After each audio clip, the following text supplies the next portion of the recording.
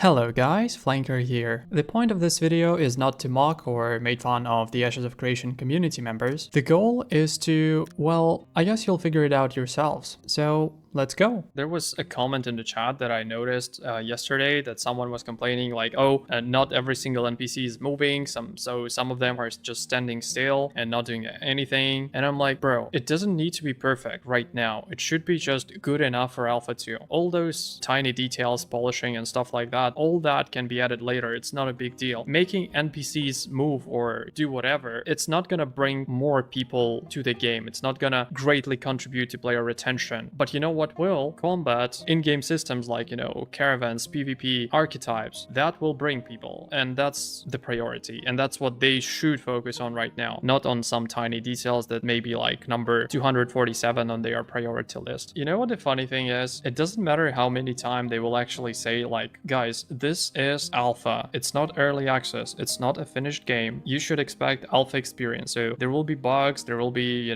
something not working properly. But that's the point of it. We have alpha just to, test stuff and to understand what the issues are and to fix that. And I'm like 100% sure that the moment when alpha starts, there's going to be a huge number of people complaining about that and saying like, oh, it's not a finished game. I found a bug. This doesn't work. Mark my words. Screenshot this. Clip this. I don't care because like I'm pretty sure that it's going to be the case. There's going to be like a 6-digit number of people who will participate in Alpha 2. At least we expect so. It's going to be happening. It's going to be happening more times than it should. I like this comment. Phase 1 should be NDA. I don't think it should because it's simply not going to be possible. Why they had a chance to make Alpha 1 NDA? Because first of all, people invested a decent amount of money. So I believe Alpha 1 packs were like $500 and above, right? So if you spend $500, there is a significantly lower chance that someone will actually break the NDA and share something, right? And there's only like a few thousand of people, and they like not all of them are actually invited to the spot tests. I believe they said that they will now invite 9,000 people, and I believe there was in total like around 11,000 Alpha 1 testers or so, or like 11 or 14, something like that. But when you have like 150,000 people on Alpha 2, you can theoretically tell everyone like, hey guys, it's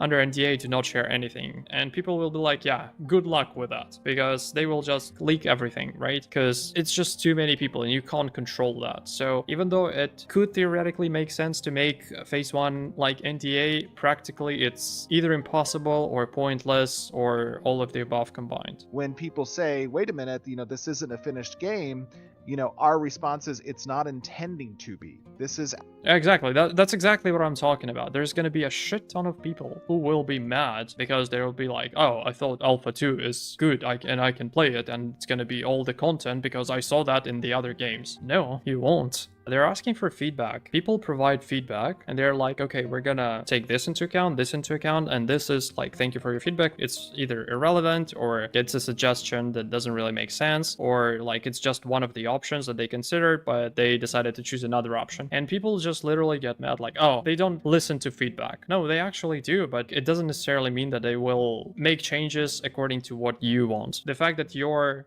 suggestion was not accepted, it doesn't necessarily mean that it wasn't reviewed or it was just ignored, right? What people are used to seeing these days when it comes to alphas and betas are pretty much marketing events. Yeah, I was watching one of the videos of Pirate Software and he said exactly that. I would believe his words a bit more than the words of the average person because he has like a background of a developer. I mean, it doesn't necessarily mean that everything he says is like 100% true always, but still. And he said that AAA studios and companies kind of fucked up the people's perception of what alpha, beta, early access actually is and is supposed to be. That's the reason why people have they have the expectations that they are not supposed to have simply because of lack of knowledge. This is actually not a bad point. At least there's like some logic behind it. Open PvP is a bad idea for Alpha 2. Kind of yes and no. If it was possible, I would probably consider refraining from having PvP in phase 1 at least, because once again, why that is one of my concerns is because this is alpha. People don't care about corruption. XP stats deaths and like literally anything, there are gonna be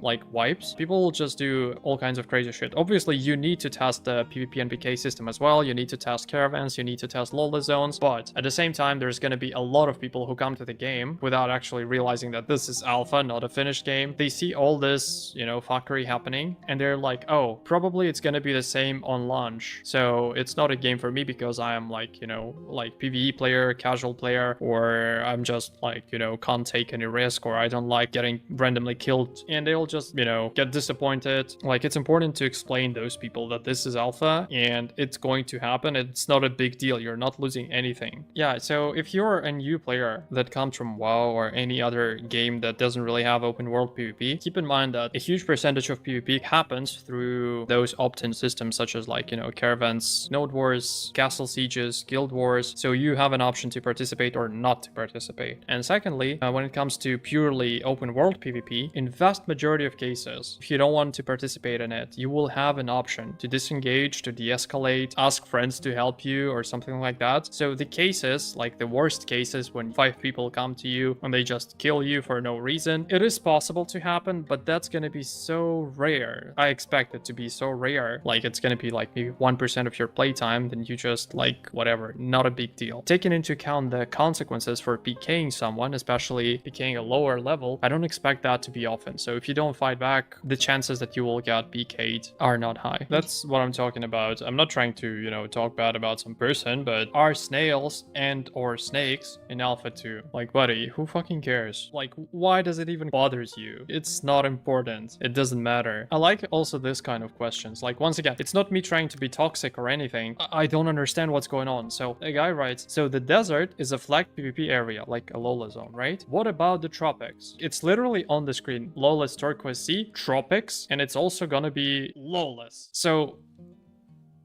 will there be housing and mounts breeding? I mean, well, let's be fair. Maybe that's a new person who doesn't know that. Yeah, okay. Sorry. I didn't mean to talk bad about people who are not really following the game closely. Again, so mega guilds will be rich. The rest of us, not so much. In MMO, with so many possibilities and opportunities and things to do, if you're smart, if you're creative, you can always find a way to make gold, to make money, to achieve something you want. And once again, I'm not talking bad about this person. It's not the point. This is not a good enough mentality for MMO because like you're competing with other players most of the time. Obviously you have some allies, but that's like 0.1% of all players, but you're competing with everyone else and there's a limited amount of valuable resources out there. Gear, you know, items, resources, whatever. Content as well, including like open world bosses. There's pretty much almost a way to achieve what you want. You need to be smart, you need to be creative, you know, use the thinking ability that comes like as a passive ability for our biological species. I mean, if you're like a small guild and there is a big guild, nothing stops you from, you know, making allies and have the same numbers. Nothing stops you from planting a few spies and trying to destabilize the situation from the inside, or just use the asymmetrical warfare, let's put it that way. Yeah, there are always ways. Exactly. So this is much more important than like 90%, like, well, maybe not 90%, but the majority of things that people ask about, because you can have everything in the game, like NPCs that are moving, like walking through the nodes, carrying those bags, etc. You can have NPCs with different outfits depending on the season, and it's all good. But if combat is bad, then everything is fucked up. I like this comment. I don't think group compositions will be that crazy with one tank and one cleric in 100% of the groups. Like, duh. It's like the same as saying there will be at least one DPS in the group. Like, sure thing, buddy. When are you going to put a druid class in the game? We both know it's needed class. I won't be letting it go. Meaning no offense to WoW players, but that's a WoW brain out there. There's like 8 archetypes. Everybody knows that for like eternity already. And you're like, you know what? I need another one. Yeah, exactly. So this is the comment that I saw. All NPCs holding still is kind of sad. No one is walking or working, something like that. Well, it's true, but once again, it can be added later. Will you be able to inspect other players? It's a good question. Very interesting. Question: does the badge you get at going through the portal means that the portal is 2 ways? I mean, does it matter? You're gonna be playing Verra anyway. Will A2 have queue times for login. Oh my sweet summer child. The dude desperately spamming the same question. Can you kill an NPC without being at war as an infiltration to weaken the opposing guild? Why do you need to know this? Like now. Look, this dude keeps spamming so desperately. PvP in Alpha 2 at any point? That's a perfect question. Sweet summer child. Are you able to gank random low-level farmers and get their stuff, or will there be protection if level ranges are far? Like, people worry about things simply because of lack of information. In a lot of cases, if they spend an hour reading wiki, 90% of their concerns would be gone. That's a good example of it. Once again, I'm not like,